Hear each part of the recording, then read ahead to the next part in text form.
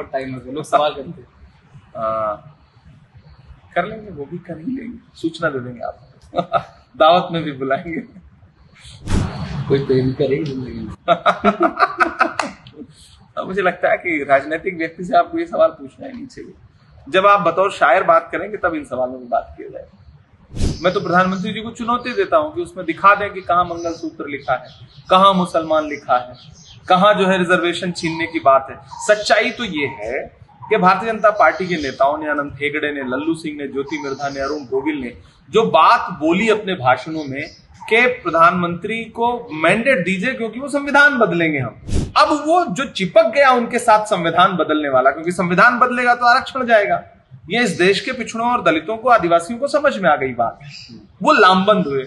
अब उसको हटाएं कैसे, वो टैग अपने ऊपर से हटाएं कैसे जो संविधान बदलने वाला टैग लग गया। देखिए, ये कहना कि कांग्रेस मुक्त भारत, अब तो कांग्रेस युक्त भाजपा हो गई है।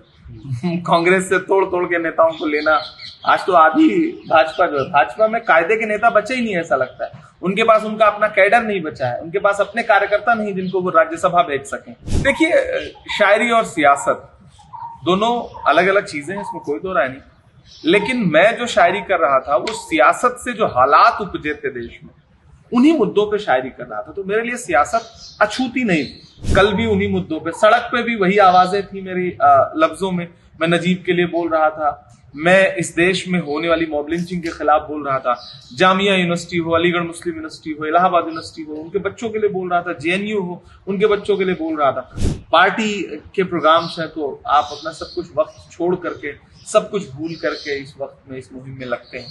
तो सियासत आपसे आपकी पर्सनल लाइफ छीन लेती है। मैं तो हालात से समझौता नहीं कर सकता, चीख हूं और किताबों में नहीं आ सकता, मैं किसी हूर के ख्वाबों में नहीं आ सकता।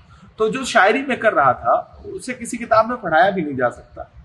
मैं बगावत लिख रहा था, मैं हालात से उपजे हुए जो दर्द थे उनको अपनी आंसुओं में जगह दे रहा था, तो उसे किताबों में नहीं पढ़ाया जा सकता। बहुत सारी जगहों में होता ऐसा है कि जितना मसला होता नहीं उसे बढ़ा चढ़ा करके देश को दिखाया जाता है। जैसे महाराष्ट्र में टिकट को लेकर के काफी विवाद हुआ, जबकि सच्चाई यह है कि पिछली 2-3 बार से अकोला में टिकट दिया जाता था कांग्रेस पार्टी की तरफ से मुस्लिम कैंडिडेट को, लेकिन कभी भी जीतने वाली सिचुएशन नहीं बन पाती थी। लोगों ने मेरा कांटो भरा बिस्तर नहीं देखा, मेरा संघर्ष नहीं देखा।